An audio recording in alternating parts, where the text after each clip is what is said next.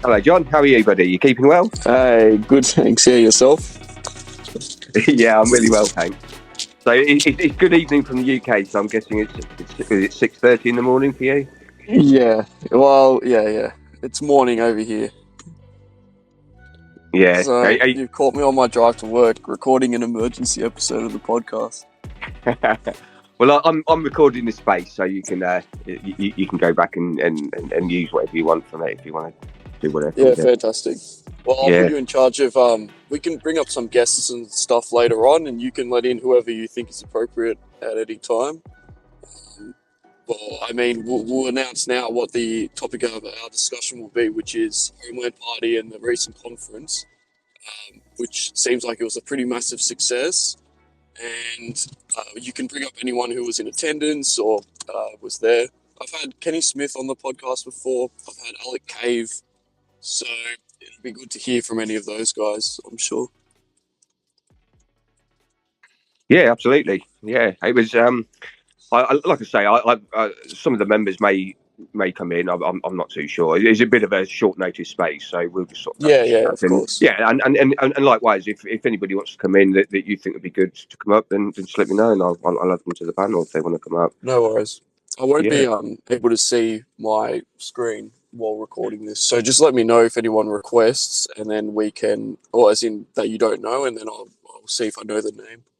Yeah, no problem. Yeah, sounds good, John.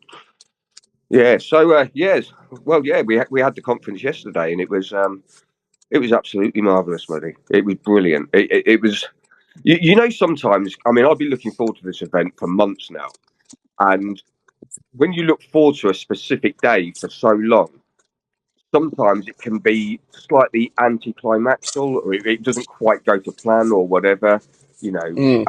But it far exceeded. I mean, I'd genuinely been excited for it, and it far exceeded anything that I thought it could be. How smoothly it went, how professionally it was run, how the atmosphere in there, it was electric. You know, people were absolutely buzzing. You know, the enthusiasm in there. I don't know if you're aware, but we had some fantastic guests come over from Europe. A guy called Manuel Schreiber from AfD Youth Wing in Germany, and very impressive. He was a fantastic speaker. He was a young man. I'm not sure what age he was, but you know, I would guess maybe 21, 22, something in that range. Such a very smart, intelligent, humorous, down to earth, polite young man. You know, carried himself brilliantly. You know, represented himself, the party, AfD, and his country fantastically. It was an absolute honour to listen to him speak, and he gave some great insights into what they've done in Germany with the AfD. The party started in 2013, and what they've achieved in that time is astounding. You know, I think they're the second biggest party now, and they're just gaining popularity by the day. You know. Exactly. That's actually a fantastic guest to get along for the Homeland Party as well. As in, you're both at opposite ends of the what would you say minor party life cycle. You guys are just starting out, and I imagine that you're going to experience a lot more bumps as you go along, much like the AfD before you reach their size, where they're nationally one of the biggest parties in the country, and really changing the conversation. Yeah, absolutely, and to hear the advice and the experience that they've had along the way, and to pass that on, and it's also obviously it's about making the connections as well, to have those links with established parties, and they must have seen they saw something in us to send representatives over in the first place, and by all accounts, Manuel was highly impressed with our setup and everything that the way that the day went. I'm not going to say too much because the interviews and the speeches were all recorded, so our media team will be putting those out this week. So I'm not going to go into what was said, because obviously that's going to be going out later on this week. Very nice. Yeah, but we also had a guy from Confederacja, which is the third largest party in Poland, which is a coalition of three groups that formed a nationalist party. They started about 10 years ago. A guy called Robert and I apologise, Robert, if you're listening, and to anybody, I forget how to pronounce his surname. Robert Gardner or something. I can't. It's My Polish, just apologies. make it up. That Yeah, sounds about right. yeah. And he again he spoke in depth about what they'd done in Poland, how they got to where they got to, and how they were pushing on. And again, passed us on some advice. And once again, the same as with Manuel from AFD, to have that recognition from large and they have some. I think 16 or 17 MPs, I think 6 or 7 MEPs, plus a number of councillors themselves, and to be able to again see the potential in us and send a representative over to come and speak at our conference. Again, it was just invaluable experience, and just making connections with these guys, and improving the links with Europe. Because the nationalism scene in Europe is, well, it's as we said, it's 10 years ahead of the UK since the sort of disbandment of the BNP. Really, there's been nothing in the UK of any note. So. And we also had a guy called Gareth Foles from Northern Ireland, who is involved in a small party there, and he was talking as well about that they're looking to implement the similar style as what we're doing with the Homeland Party, and some of the things that he faces in Northern Ireland. It's a lot different. Obviously, the history of Northern Ireland, with obviously the internal problems that they've had over the decades. So it's a slightly different situation for him, but it's still very similar in the sense that he's trying to unite people, bring them together, and be for the people. Yeah, I suppose he couldn't really run under the Homeland banner in that case because of the historical situation. Although I do remember Kenny telling me that the Homeland brand and logo were chosen specifically so that they wouldn't inflame some of these old world rivalries of the past, and you guys could sort of agree on the necessity of nationalism for the various peoples of Europe, whether they be Irish or English or any of the other, Scottish, Welsh. Yeah, absolutely. It's a neutral colour. It doesn't symbolise anything in the sense of historical symbolism for a group or for a party allegiance or an ethnic allegiance. It is neutral. So it's and again, the part at the conference yesterday that was talked about in depth, the rationale for going for the racing green colours, the boldness of the logos, and there was a lot of thought went into it, and I mean I think it's fantastic and it really stands out. Yeah, I So agree. yeah. It was a very tactical decision, and we'll see how that works out for you guys. We'll talk more about the conference, but let's also at some point dive into your recent election success because I don't believe I've had anyone on from the party, or sorry, not necessarily success, but your campaign for a councillor, and also your personal success in running as a councillor as well, Andrew. Yeah, absolutely. So I joined the party in March of this year. And to be honest, I'd been looking to get into politics for a good year or so myself. I'd been looking around and I just couldn't find any party that I could really sort of get behind, because once I found a party, I knew I was going to put myself both feet straight into it, give my everything to it. But I had to find that party.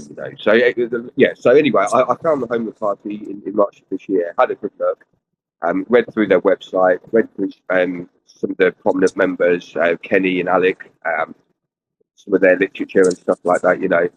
And it just fitted, and it seemed fantastic. So I joined the party, and I wanted to get involved in politics myself on a local level.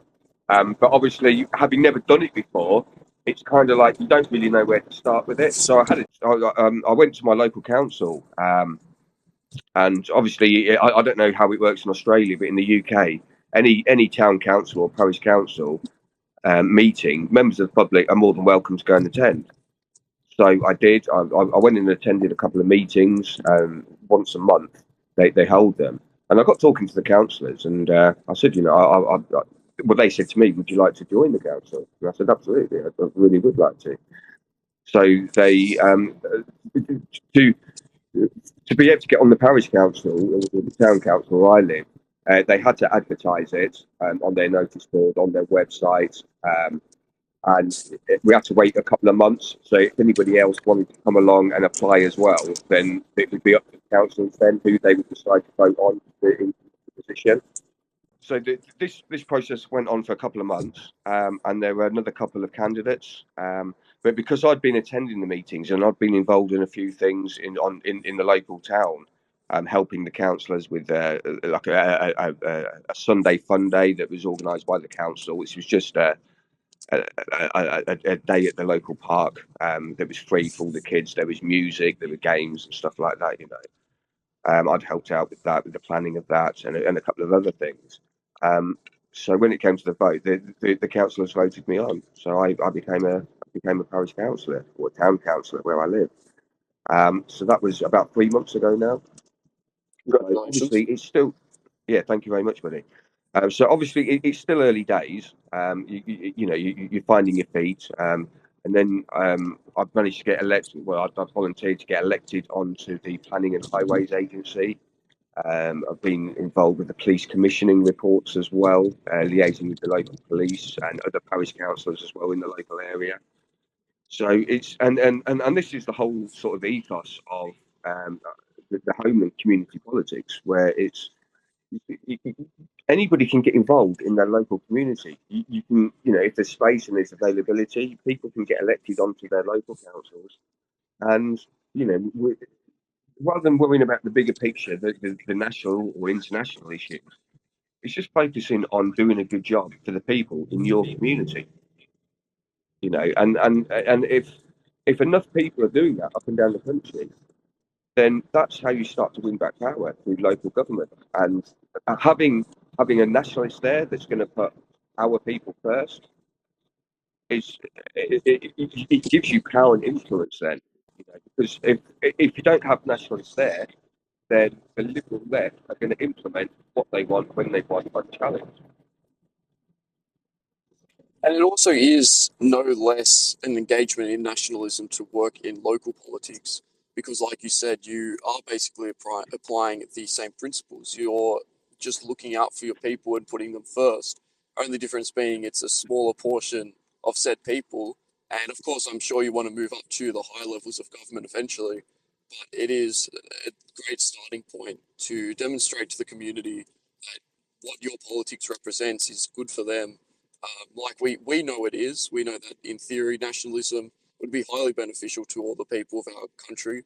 But to those people, they've been sold a basket of lies by the media.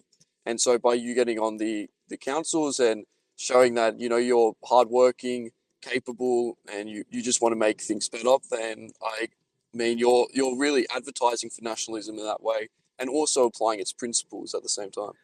Absolutely, and that's what it's all about. And you've got to do a good job, because the only way people are going to in your community are going to like you and want to elect you further on, whether you then move up to district or county or whatever the case may be. The only way you're going to get elected is if you've got a proven record of doing things for your people in your community. And it's as simple as that, really. So it's and that's what we encourage everybody to do in the UK. And again, I don't know how it works in Australia. I would guess it's kind of similar setup. But it's so important to get into the local councils and build up from the bottom. And plus, it's a great learning curve. And what I've found, it will be different depending on which local council you're in. But majority of the local councillors are apolitical anyway. So there's no sort of conflict between left and right and all that blah. But that's further down the line. That's what we've got. But at the local level, the community-based level, it's predominantly it's apolitical. You work with the councillors and you do a good job for the people in your community, and that's what it's all about. Stand out and do good things, and they will. It's really not as it's as simple as that. That's how you start off.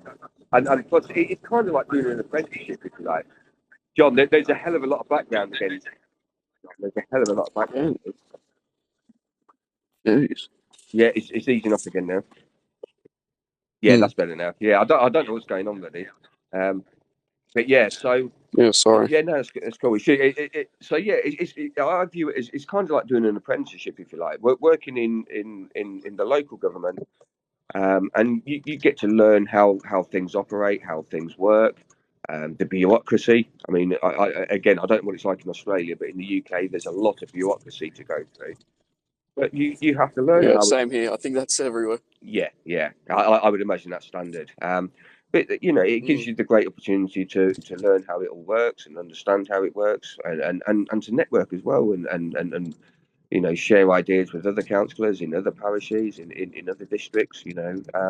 And it's all about networking and building up relationships with people, and ultimately conducting yourself in a professional manner, in a polite manner, and doing a good job representing yourself, representing your community, representing your party, and representing everything about what you're doing to the highest standard that you can achieve, you know, and it's fantastic. Yeah, absolutely. How are things going with Homeland's push to expand to even more councillors? Are you going to be running candidates under the Homeland brand, or continuing to run as independents and then joining the Homeland Party? Well, we did run a campaign back in May of this year. So that was down in the south of England, in Hampshire. A guy called Roger Robertson. He had been a parish councillor, I believe, for 12 years. So he was running for district. And obviously, the Homeland Party gained electoral registration in January. So he knew Kenny from way back when anyway. He's known Kenny for many years. So he came across. He joined the Homeland Party. So we were going down campaigning for him every week. I personally went down, I think, 3 or 4 times, but the guys were down there every week for about 6 weeks, leafleting, canvassing. So that was a great experience because many of us had never even, I'd never been involved in politics myself, and many of the other members that were going down hadn't either. So that in itself was great experience to see how to run an actual election campaign. Now, unfortunately, Roger didn't win the campaign, but he did very well. He got a number of votes, and it was that experience was it was just invaluable for the whole party and everybody that was there.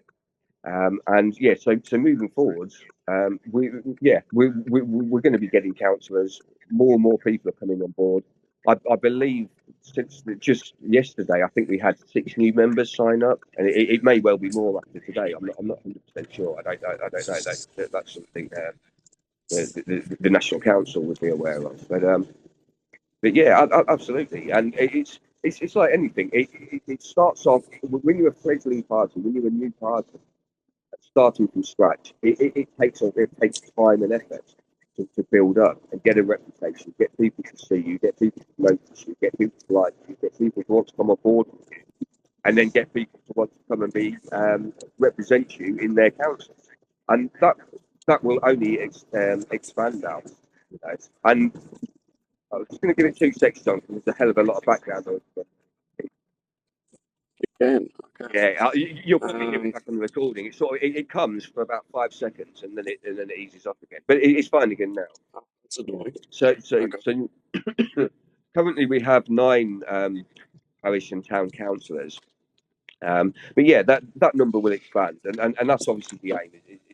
As we continue to grow, as our membership grows, as our online presence grows, as our activism in real life grows, and all the other things that we do in real life, as it grows and expands, we will be gaining more and more and more councillors. The more people see us, more people come on board, more people get involved, or people that are already potentially councillors, they will come on board and home the party. And that will happen. So we're really sort of confident and excited about the future now. Yeah, absolutely. We'll talk more about the conference that you put on then in that case, because I think that was a great demonstration of the strength of Homeland. You had massive attendance and you had a very professional setup there. Like you mentioned, you had some fantastic guests along. Can you tell me, was there a specific theme for the conference? What was the reason to put it on, or is it just your annual conference? Yeah, so it was the annual AGM, which is the annual general meeting. So yeah, it's Okay. a yearly conference. And obviously, the party got formed in May of last year, and then obviously gained electoral registration in January of this year. So I wasn't part of the party last year, so I can't really, I don't know what the conference was like last year. But this year, so we had, I think it was about 115 to 120 attendees. And I would say probably around about half of the attendees were guests, people that obviously had seen what we were doing and wanted to come along and see what we were about. So there were a Mm. number of speeches from the prominent members, the nominating officer, one of the National Council councillors as well. That was Dave and Ant. And then obviously Kenny gave a speech as well. And then we had, do you know Steve Laws? Have you heard of Steve Laws? Oh, yeah, I'm familiar. Yeah, so Steve Laws was I've seen also, him around on X. yeah, so he came and spoke at the conference as well. Obviously, we had Robert, the guy from Confederacy in Poland, and Manuel from AFD in Germany. And we also had another guest speaker called Pete North, who goes under the alias of Fud Daly. He's got quite a large following. He was invited to come and speak as well. So there was sort of a panel set up where they were sort of bouncing off each other, sort of debating certain points, raising questions, and discussing various things about nationalism, about the Homeland Party, about what is going to be best moving forward, what we can do, etc. And then there's sort of a Q&A session at the end of it for people to members of the audience to ask questions. And it went fantastically. We did have during the day we had pretty much from the beginning we had about three or four sort of at the far left agitators, if you like, that were outside, that were the usual sort of thing, sort of far right Nazis and stuff like that, and they were playing music and stuff, but it wasn't an issue, and one of our members actually private he went down with a tray of cups of tea for them, offered them tea, but they didn't want to. And then near the end, No, that was did you see hilarious. that? That was very funny. I did see the clip of that. And I think that that really reflects well on you guys, the fact that you're laughing in their faces as they scream and jeer out the front. Yeah, I mean it's just ridiculous. But then sort of Mm. it was just coincidental, but where where the where we were holding our conference, not too far away in a city called Derby, there'd been I think they called themselves Stand Up for Racism. It's kind of like it's basically just a far left organised lefty commie sort of uh, they call themselves protesters, but anything that anybody does, they just go along and shout and scream at people. But so they'd had a event anyway that day, and it just so happened that they got wind that we were having our conference. So near the end of the day, there were probably about 30 to 40 of them outside. But the police came in a tent. The police came as well, and they sort of held it. They pushed them back a bit, and we had various people. Some people were going in one direction, some people going in a different direction. So we just made sure that everybody got out safely and got on their way home. And then the rest of us went off for an organised meal a bit later at the nearby restaurant. But that's part and parcel of it. I'm sure you guys get that in Australia as well. I know it happens across all of our countries that these people like to come and disrupt things. They advocate for free speech, but then they want to shut everybody down that they don't like.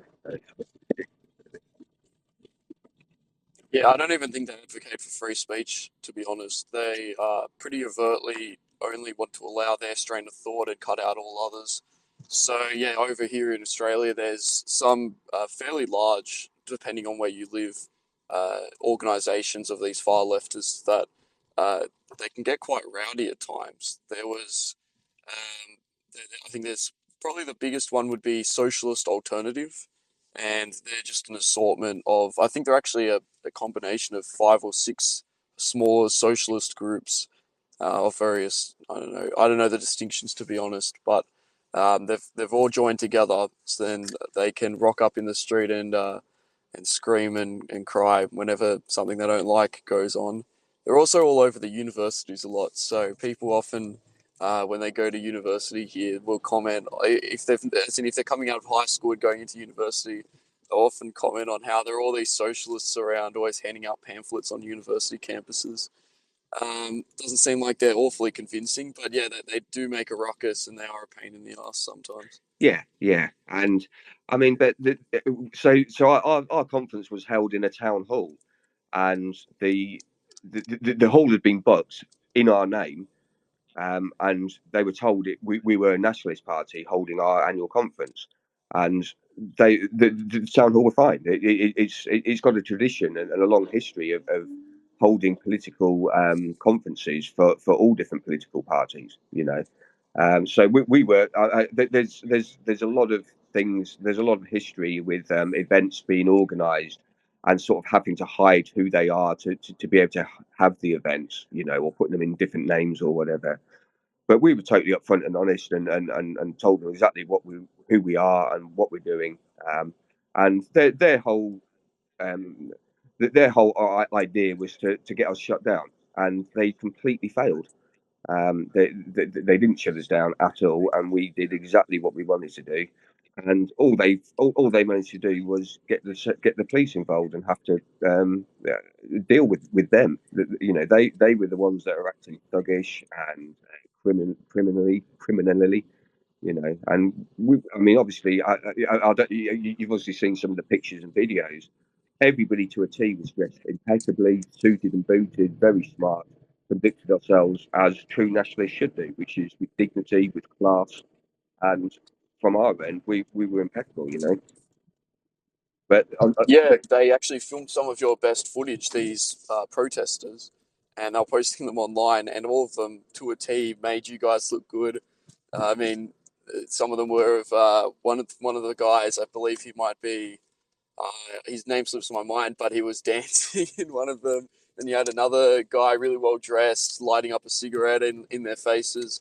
So I mean, it was all. It either made you guys look very cool or very funny. So it all worked out well in the end. It looks like. yeah, absolutely, and it's quite funny because I've seen that video, but that wasn't put out by us. That was put out by No. I think a left wing jour- journal or something. I don't even know who they are. I don't get involved in their spheres. But yeah, so I think their aim was to try and shame the people, our guests that are outside, and it, by all accounts, it's completely backfired on them. I believe it's had hundreds of thousands of views. It's gone quite viral today. So they're doing our propaganda for us. It's fantastic. Maybe you should put them on the Homeland salary on the payroll. Yeah, well, I think it's backfired on whatever they were hoping to achieve from it. It's massively backfired in their faces, and yeah, it is what it. But like I say, it wasn't our content. It wasn't our video. It's nothing to do with us. It was they put it out there, so that's on them. Do you have much concern about doxing in light of that? I mean, I imagine those that had their faces out already comfortable with having their full name and face put out, but was that a big problem after the event? No, no. I mean, if people wanted to hide their faces, they could have done. But no. I mean, we're nationalists. We don't shy away. We don't hide away. That's the completely wrong approach. And I understand if people did want to do that. I don't know. I didn't see anybody leaving. I didn't see many people hiding their faces, if any, to be honest. But look, I mean, again, for the Homeland Party, most of us are face out anyway. I've always been face out on X as long as I've been on here with anything I've been discussing on Twitter. And with the party, I mean, most of us are completely face out, and it's the best way to be because that's one of the things that people that they kind of manage to hold over people that are trying to be anonymous, and they don't want to be sort of doxed or whatever. But if you're face out anyway, then that takes away any kind of hold they may think they have over you because we just don't care. We are nationalists. We are doing what we're doing. And we're unashamedly unapologetic. We're not being intimidated or stuff by it. Certainly. Yeah, no, it is a big advantage, and it also adds a lot of conviction to what you guys say. And you do seem to have a high proportion of people or nationalists who are openly so, as in they've got their full name and face out there, as opposed to a lot of other groups. I must say, over here, anonymity is prized a lot more, simply because a lot of what nationalists have to do is a little bit more covert, and yeah, there's not a lot of benefit to having our faces out at the moment. There's no official organisation that, or there are very few official organisations that need representatives like that just yet. But for the moment, we're all trying to grow and not cause too many people to lose their jobs and get in trouble. Yeah, absolutely. Would you mind if I just sort of just flipped it back on you a little bit and just ask you a couple of questions? Because Sure. there's a number of people in here that I'm sure would be very interested to hear what is going on in Australia with the sort of with the nationalist scene, with yourself and with your with people that you network with. What's sort of going on in Australia at the moment, everybody? What's how are things? You just obviously mentioned about that there's not necessarily the same structure there, but what is organised and what is happening? If you could talk on that a bit for us. Yeah, 100%. I can walk you through. I actually wrote an article this week, which I might bring up. It is kind of relevant to this discussion. But the nationalist sphere in Australia, in a word, is underdeveloped. We don't have a lot of the infrastructure that you guys have from the days of the BNP, where even though it collapsed, there are a lot of ex-members and people that are familiar with the concept of a nationalist party, a far-right in scare quotes party, running in elections and fielding candidates, and that's, I imagine, been normalised a little bit as a result of the work the BNP did, and I suppose before them the National Front. In Australia, it certainly is a little bit different. We don't have that long history. So I'll take you back. So from our founding, Australia has an extremely strong nationalist history. Our federal government, formed in 1901, was the impetus to form it was basically immigration restriction, and so that was specifically for a demographic reason as well, meaning that the very foundation of Australia is sort of the white ethnic core that the country was built on. That was overtly recognised by the founders of the country for probably 16 or so of our prime ministers, at least the first half of them. And then after that, once that consensus collapsed, since then nationalism has really been on the outs and has had trouble getting back into power. So there were a couple of attempts that have been made, and various little minor parties, maybe similar to Homeland, except oftentimes a lot less professional, didn't get as much traction, and certainly didn't stick around for the long haul. Out of all of those parties, there was I believe it was one of them was called the Confederate Patriot Party or something like that. That sort of created an atmosphere, or at least it raised some people up to an interest in nationalist politics in the state of Queensland, and it laid the groundwork for a party which I think is a little bit better known internationally, which is One Nation, founded by Pauline Hanson. She originally she was running as a member of our major conservative party here, the Liberal Party. That's what it's called. And she did a speech. Her first speech in Parliament was about how Australia is being swamped by Asians, which was picked up by the media and was absolutely blown out of proportion.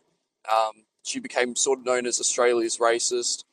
And the funny thing is, what she said was absolutely correct and has only been proven so since then, with the fact that so many of our cities have changed due to the nature of immigration, and those within our government, within high up within business, have also their faces have changed over time, and the country has begun to look a lot less like it did at its founding, like it did during our grandparents and our parents' time, and now the country is well and truly multicultural, multiracial, and the founding white character of it is slowly being expunged.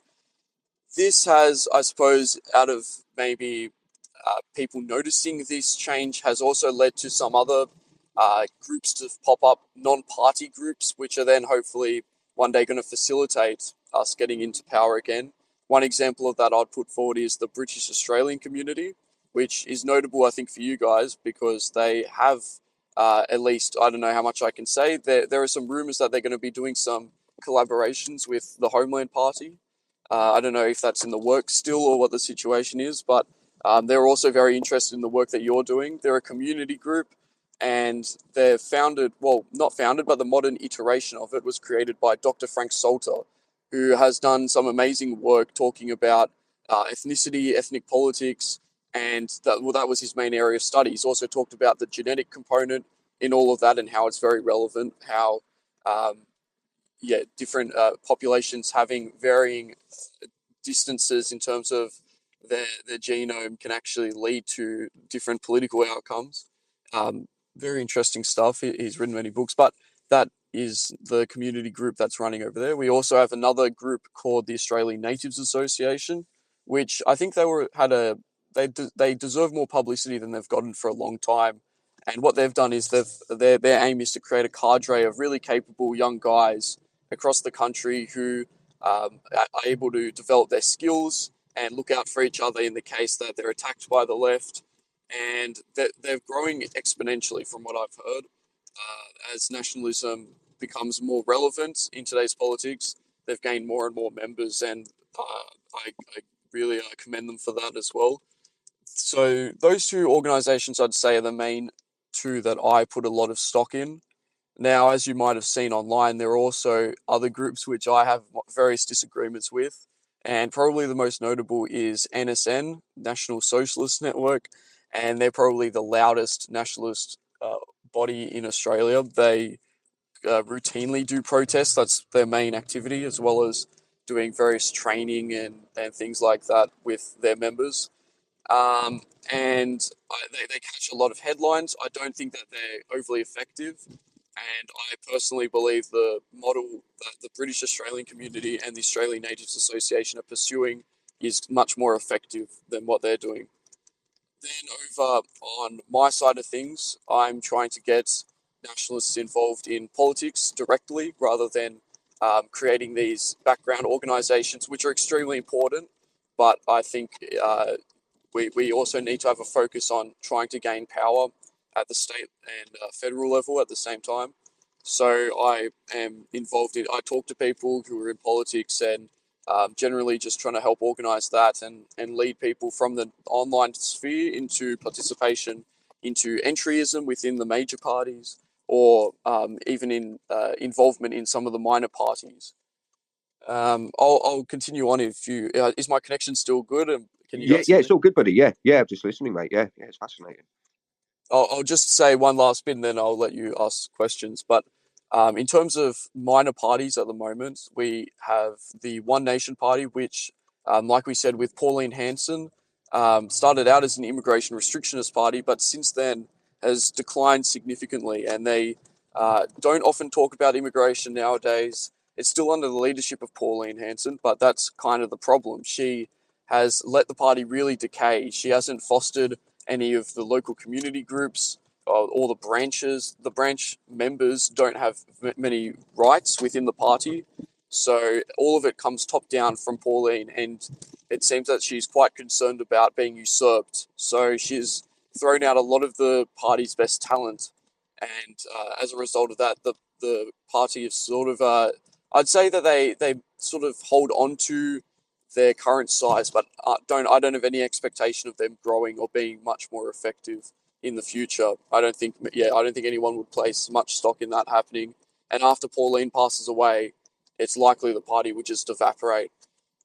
Then we have the Libertarian Party, and before anyone scoffs, I'd like to point out that in Australia, the Libertarian Party are doing a lot of work to try to soak up the disaffected right wing vote, and that has led to them putting forward a lot of policies which are very beneficial to us. For example, the leader has proposed the strictest immigration policy out of any party leader, actually, not just minor party, but compared to our mainstream Conservative Party, and that's the Liberal Party, or compared to One Nation, John Ruddick, who's the head of the Libertarian Party, has put forward a 5-year immigration moratorium, which would be absolutely fantastic to see. But I think what's more notable with that is that they also have worked hard to develop a little bit more credibility than some other minor parties, and they'll be able to pull the ruling coalition. Well, they're not in power at the moment, but they run the country half the time, the Liberal Party,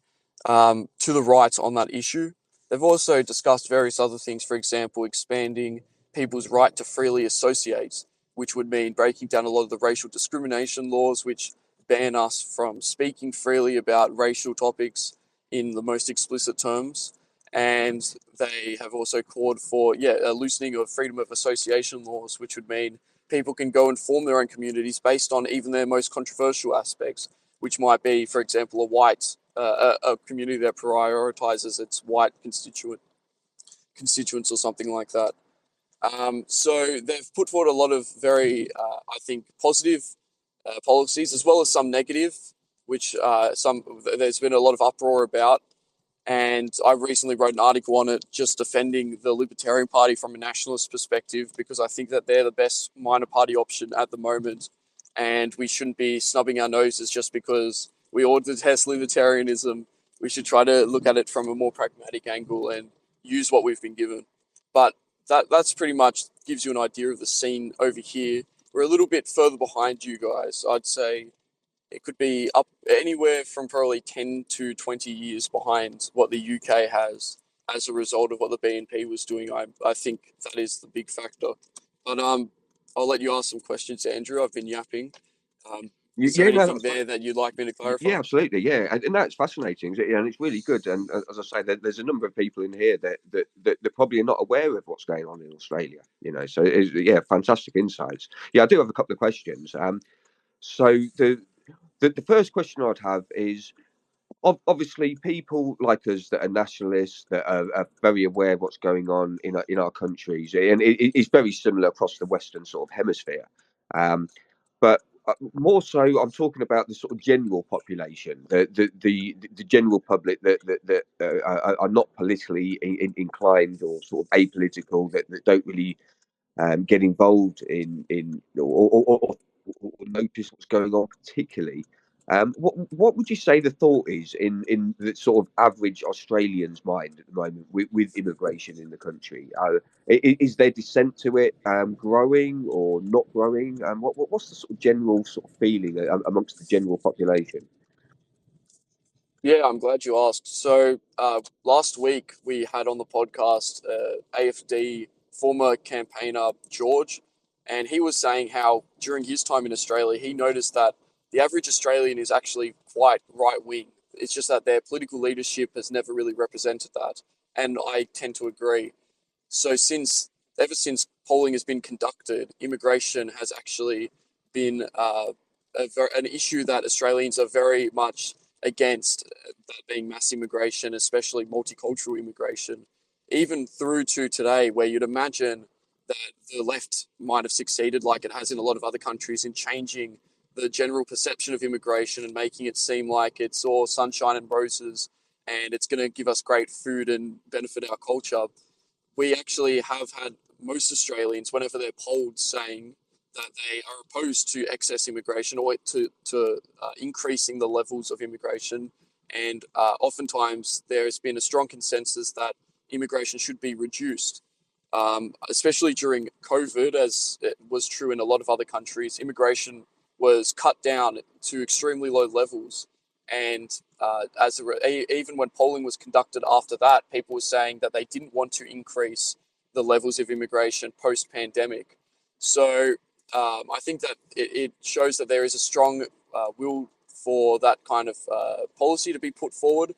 And at the moment, that is being picked up by the major parties.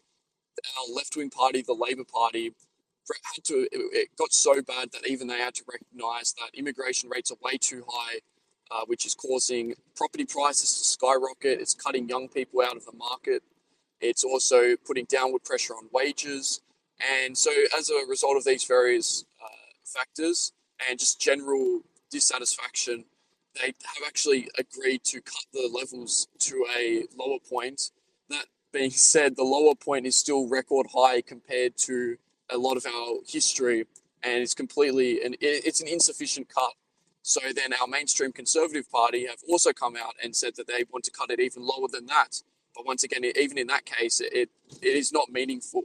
It's so that we need to see a further reduction in immigration rates. I think that pretty much the whole population would get behind that.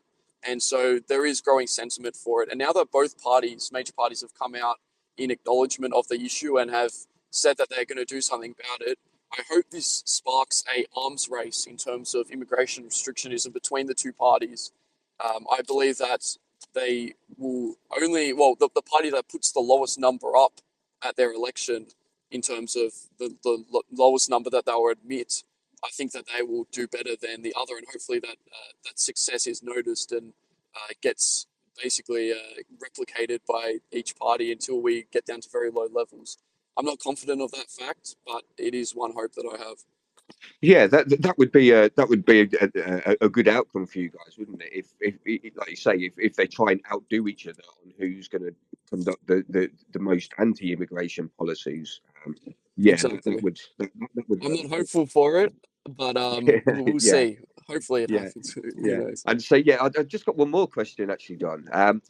Well, in the UK, we've basically had open borders and legal asylum seekers, illegal immigration legal immigration into the country for a number of years now, and the numbers are just staggering. Literally, millions upon millions of people are coming in from all over the world, but predominantly sort of African nations, the Middle East, from Asia, especially in recent years, and it's just been a huge spike. It's off the scales.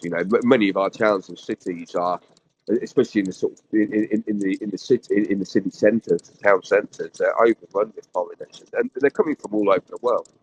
But so in the UK, there's kind of I'm more aware of what's been going on in Australia, so I'm kind of more in tune with it, but there's a massive misconception in the UK that it's very difficult still to get into Australia. I'm just going to hold up for 2 seconds again, John. The background noise has gone Oh back no, again. Yeah, no, it's gone again now. sorry. That's cool. Yeah, so there's kind of a misconception in English folk, British folk, that they have this idea that Australia's extremely difficult to get into. There's a high point scoring system to get in, and if you don't meet a very strong set of criteria, you will not get into the country. Now that may well be true coming from the Anglosphere, um, but I understand that you've been having huge amounts of immigration from places. Is it like China and Vietnam and places like that, and possibly India? Could you talk more on the Yeah, actual immigration sort of how people are getting into the country? Is it kind of more open borders esque, and what sort of demographics of the world are coming into Australia? yeah. So in terms of the numbers, which I'll begin with, we're admitting a new minor city into our country every year, which is just mind-boggling to think about at a time where we've got a cost of living crisis, and the houses are so unaffordable. Rent is so high that the government would be admitting 800,000 or more people in a given year. Recently, that might have gone down, but still ridiculous numbers. And yeah, in terms of the character of the immigration, we have been prioritizing. Usually, it's skilled workers, and that's something that they always talk about how we need more skills. So we'll get nurses and various other professions to come into the country. And the trouble with that is we've recently discovered that the problem with admitting a lot of these people from India, for example, is that a lot of their degrees from universities are fake. So they'll go to I don't know exactly how it works, but some sort of a fake university in India, and that will allow them to then get admission into Australia on a student visa or something equivalent. And then once they get here, they don't attend any classes and they drive Uber all day, or they'll do some sort of a scam similar to that. They'll go work for our healthcare system under NDIS and scam the government that way. So we've recently had to actually start cutting down university numbers admitted from India. The as a result of this, just because a lot of them are not actually who they say they are. But on the whole, they usually do try to admit so-called high-skilled workers. Now, some of those skills are quite interesting. Some of them are like they'll be one of the jobs that they were seeking to import into our country was an immigration agent. That was one job they're looking to source from overseas. So you can imagine there's a little bit of a double standard there. And I don't know that that's a skill that we really need in this country. There were various other quite useless skills. I think one of them was like dog walker and stuff like that that they were trying to get from overseas. But regardless, we have seen probably since the 90s, uh, Asian immigration became a big issue, and now in 2024, and probably for the last couple of years, Indian immigration has been a major focus for us because it really has changed the nature of our cities, of our country in general. We look around, and in certain parts of the country, in certain suburbs, it will be extremely rare to find a white person anymore. Um, Either because it will be a massive Arab population, or Indian or Asian. Those are the three big non-white categories we have here.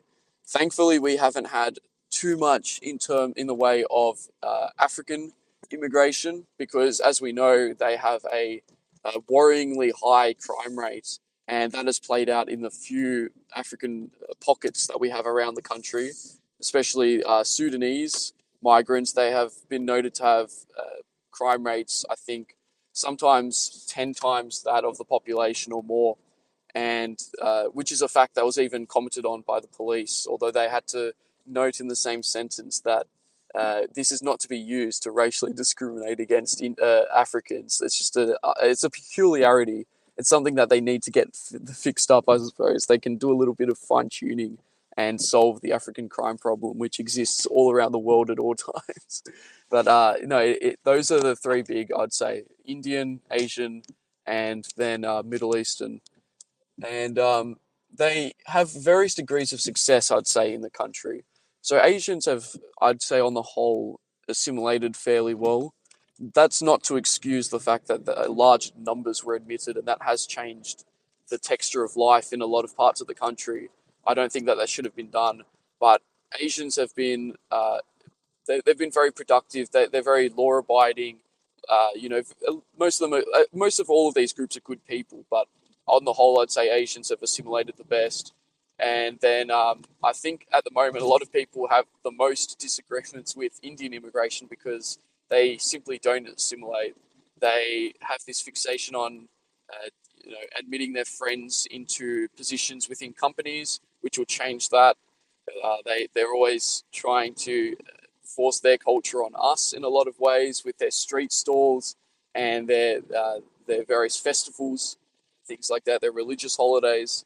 And it's not something that most Australians are interested in. It's very foreign to us. There are a lot of strange smells and sights and sounds, and I think that is helping to turn the ratchet up in terms of sentiment for opposition towards immigration. But yeah, that's what it's like over here in England. What I believe you guys have much more of a problem with the African and Middle Eastern populations, if I understand correctly. Yeah, well, I mean, we've had huge influxes from Africa, from India, um, from Vietnam, um, from Pakistan, from Albania, from Turkey. Um, Pretty much a lot of Arabs as well, from Afghanistan, Syria, places like that. And they're just coming from all over the world. And I mean, if you walk, I mean, a city that I live nearby, you go into the city centre there. There's not one dominant foreign language. It's just a mismatch of all different people from all around the world. You know, and it's just absolutely crazy. And it's the mass immigration to the UK has been going on for decades, but it really is noticeable now because I'm just going to hold on for 2 seconds to let that voice. Uh, Again, yeah, sorry. yeah, that's cool. It's gone again. Yeah, so and like you say, it's it's completely different people, completely different cultures, completely different ways of life, and and it is annoying for the general public. Most, I mean, interestingly, I got involved with an organisation called Immigration Referendum. So, that noise has come back again, John. Yeah, I don't know. Yeah, I'm driving into an area with low reception, I think, so yeah, it might get worse. yeah. Yes, it's fine now, buddy. Yeah, I was basically doing some surveying for an organisation called Immigration Referendum. Just interview it or surveying people in various towns and cities around the country about their thoughts on immigration. And the general consensus, the overwhelming consensus that I got back personally from doing the survey of people was that they'd had enough, and they would like an immigration, kind of like come back again. I'll just see if it passes again in a sec. Yeah, sorry. Yeah, that's cool, mate. Yeah, yeah. So to see it kind of like the Brexit vote, where you had the referendum. Now the Brexit, the outcome of the referendum did go as people wanted it, but if what the immigration referendum were pushing for is a binding immigration referendum to halt mass immigration and to have closed borders and to have a very points-based system where people come in. And most people that I surveyed were very in favour of that. And this is just normal people on the street, just random people just asking if they'd like to partake in the survey. And the demographic changes that are happening in England, especially, are massive. They really are. But Well, London that has noise has become a come back. cautionary tale. What's that? Yeah, Sorry, Billy. jeez. I was just saying, well, London has become a cautionary tale for what can happen to a country that admits unfettered immigration into the country. How it can, well, I mean, London is the capital of the country that spread white people around the whole world. And now it is majority non-white, which is a really shocking statistic when you tell many Yeah, people. yeah, It's often not believed unless you pull up the statistics in front of them because we all think of, merry old England, and around the world we don't, unless you're a part of our spheres and you're seeing these kinds of videos and statistics on X or online, then you're not going to know that the capital of England is non-English almost entirely these days. yeah. I can't remember what the exact figures were. It's something in the region of 33 or 36% white, and that's it. Mm. And even within that white, I'm not sure if that includes in native English, or whether that would be white of others of European countries as well as India. I can't remember what the exact stats are for top of it's a bit late now. I can't my brain's not quite functioning 100% at the moment. No, that's all right. But no, what you're Yeah, saying sounds the about point right. you're making is true, and it's not just London. There's multiple cities. I mean, Birmingham the same. Manchester is many other cities areas are completely non-white. Non-indigenous British. It's and that's the way it's going. And yet you still get these sort of far left radical groups that are pushing for more refugees welcome, blah blah blah, and it's just, I mean, they're nothing but traitors to their own people. That's They what don't think of it like that. that's what sorry, mate. They don't think of it like that. They think they're giving all the criminals of the world a big bear hug and they're going to reform them when they get onto our soil. Yeah, yeah. Well, Anyway, it is what it yeah, it is. is. I don't know what you want to do. I've got a request. There's a guy that I know, Hiles, who was at the conference yesterday. Would it be Yeah, a good sure, point bring him up. for you if we brought a guest up? Yeah, Yeah, 100%. Let's do it. I'm approaching the end of the time I'll be able to be on here, another maybe 10, 15 minutes or so. And yeah, so we can start bringing up guests whenever you yeah, want. absolutely, buddy. I'll just bring the files. Hang on 2 secs. It's just, are you there, Miles? Can you hear us? Yeah, no, loud and clear, buddy. Loud and clear. That's good. I just want to get something off my chest first that's been bothering me. Andrew, see when you were speaking to Pete North, I'm sorry for commandeering that conversation away from you, but I saw the opportunity to try and ask Pete North to become a councillor, right? I don't know if you could tell that, but I was like, imagine if Pete North goes from like this Civnat guy to being a councillor for Homeland within like 3 months. That would have been so based. And I felt kind of guilty. I did kind of, Yeah. I don't want to say cut you in the conversation, but I kind of No, I felt bad. It was a no, part of the conversation. But did you have any comments about what you've been listening to, or questions? I was at the conference yesterday. Yeah, I don't want to just immediately change the topic. I've listened to John Lawson a lot and Jack Brady as well. In fact, after listening to their not so recent Twitter space at this point about the AFT results in Thuringia. I don't know if I pronounce it a different way every time I say it. Thuringia. So you know what location I mean. I listened to their space regarding that topic, and I was then able to hold a conversation with the guys from the AFD about the results in that region. There you go. We're providing resources to the public. Fantastic. Yeah, I'm glad we could help. Shout out. Jack Brady really knows his stuff. Yeah, very impressive stuff. You know, I'm investing in Jack Brady coin.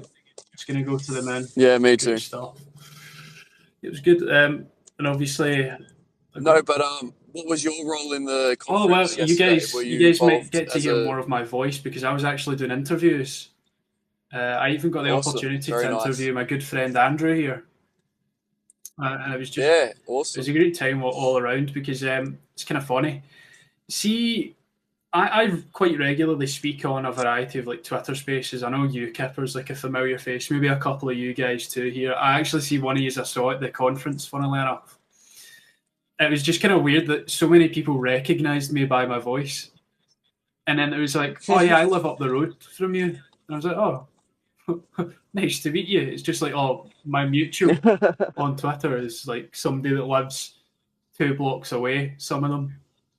So I was like, oh, fair enough. Yeah, what are the chances? Yeah, it was pretty good. I think, anyone that gets involved in real-life nationalism oftentimes will find all these strange connections with their, various fellow nationalists in terms of, they know someone that you know or they've been around some spheres, they go to the same church as you or something like that.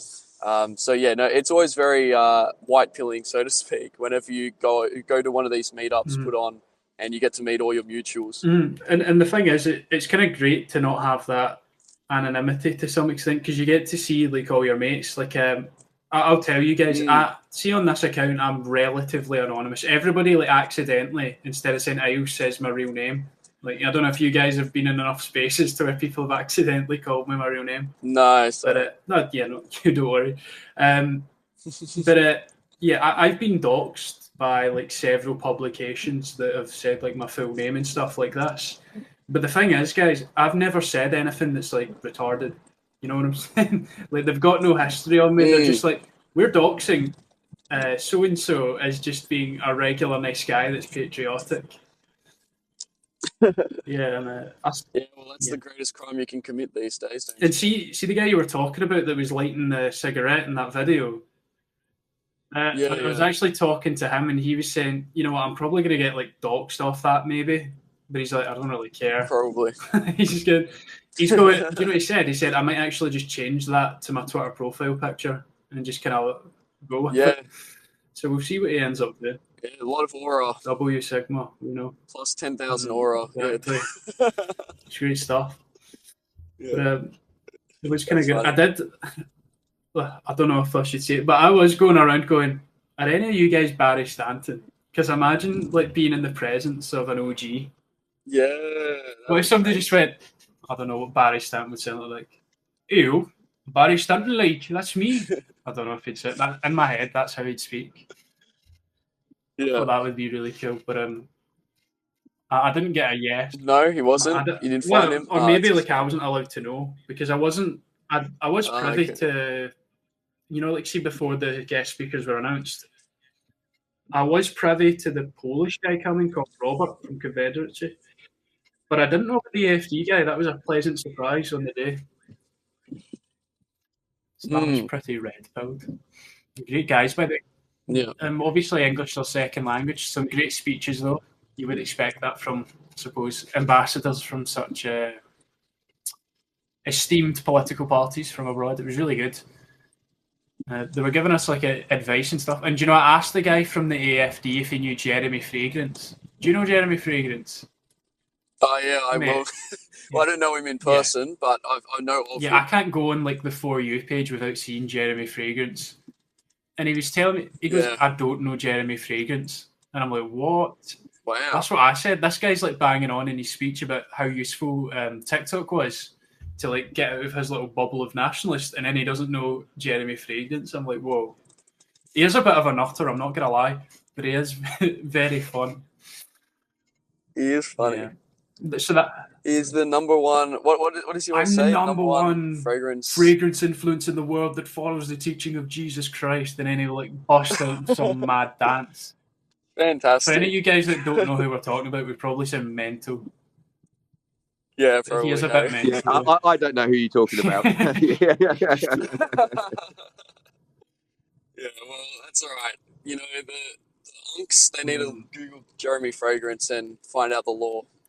They need to do their homework in their own time, I think. We're not going to explain who he is.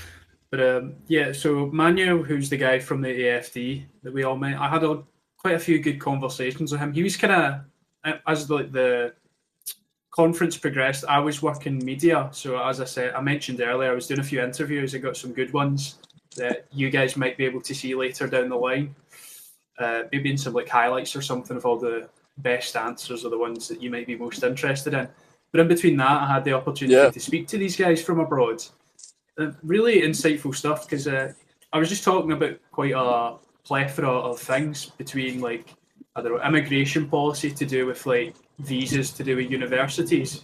I was just asking them about their policies to do with that. Obviously, some of the Homeland guys are interested in writing policy. So I thought, hey, we've got these guys here from an established political party. Why not ask?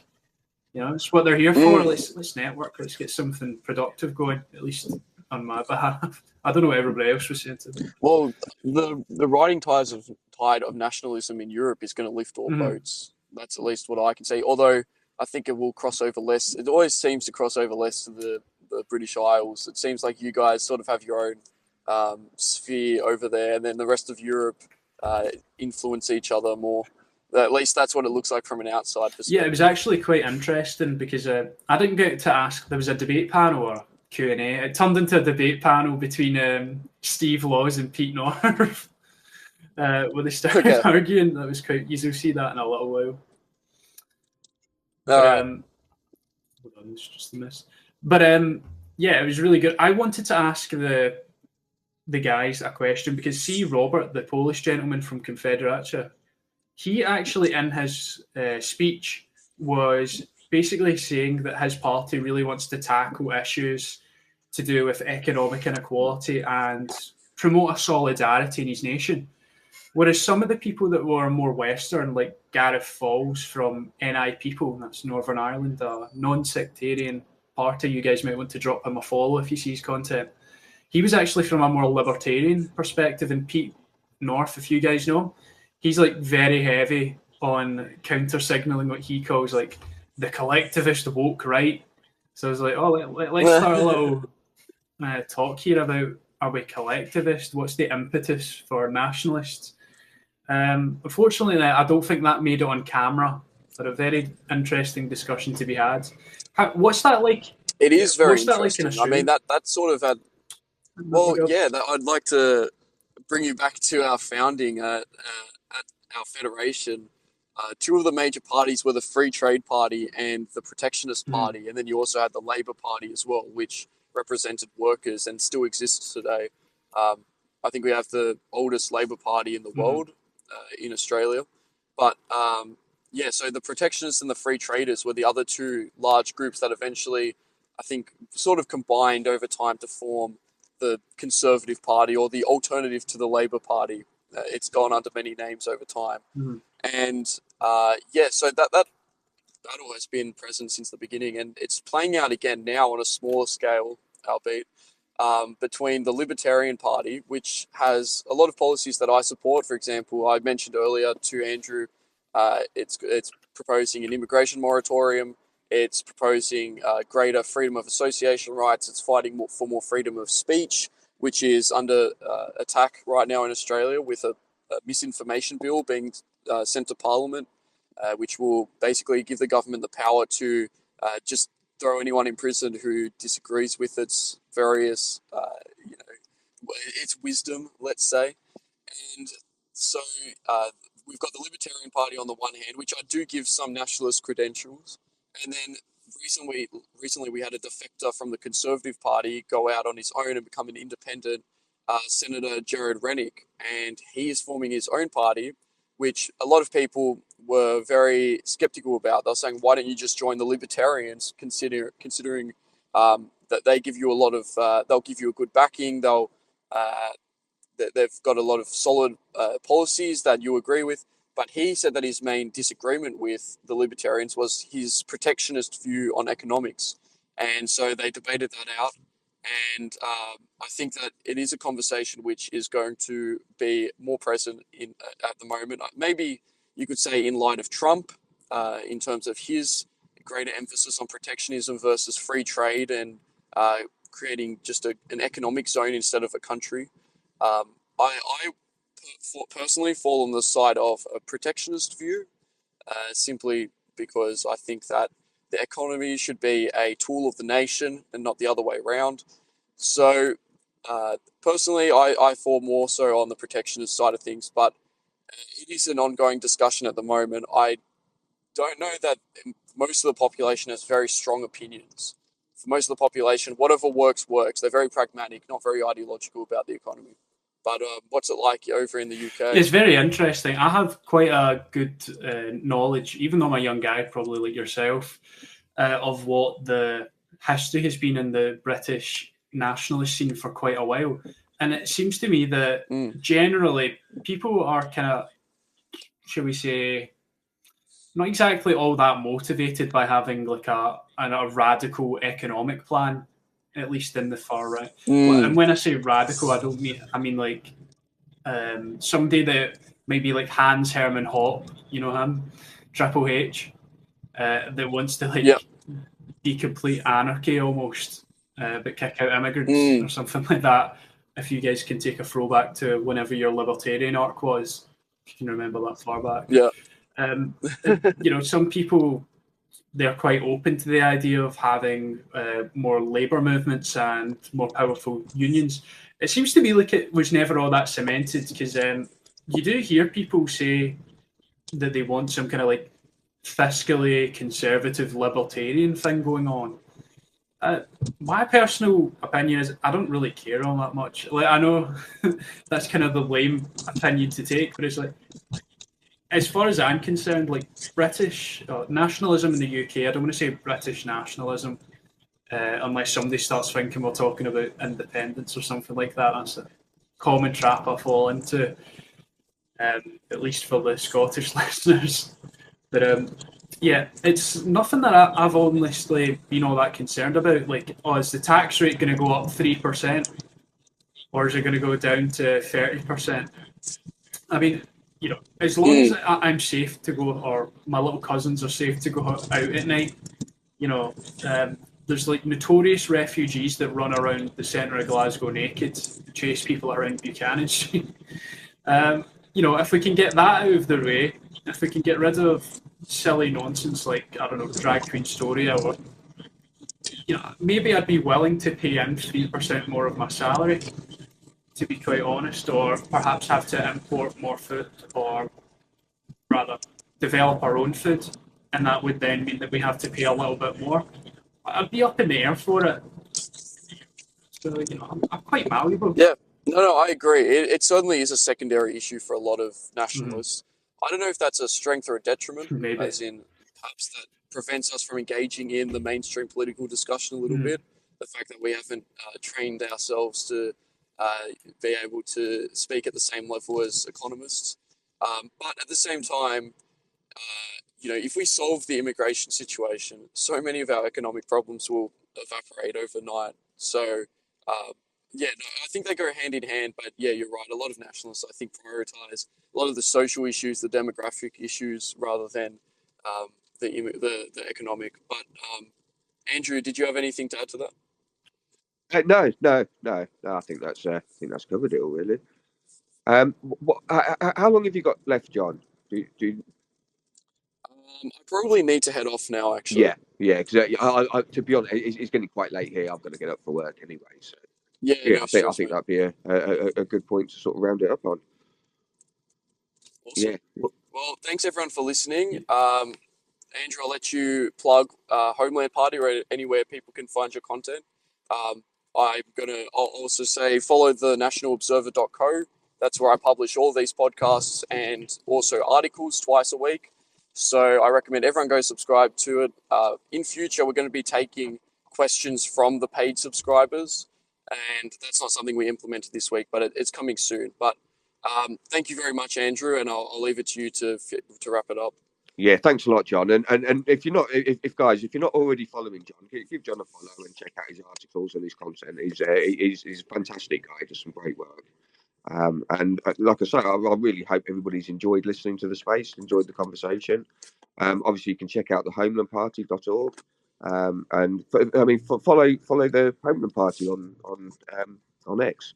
Just look at my profile, and you'll see the Homeland Party. Check out what we're doing. And if you're in the UK, then we just had our conference yesterday, but you can always come and check us out. And if you feel like coming on board, then please do. We always take donations as well. It always helps. But yeah, I just want to say a big thank you to you, John. Big thank you to you, Isles, as well, for coming up and really enjoyed the conversation. Yeah, good luck. Have a good week, John, and take care. Thanks, mate. Have a great rest of your Take week. care, guys. Thank you. Thanks everyone for listening. Hope you've enjoyed the space. Thank you.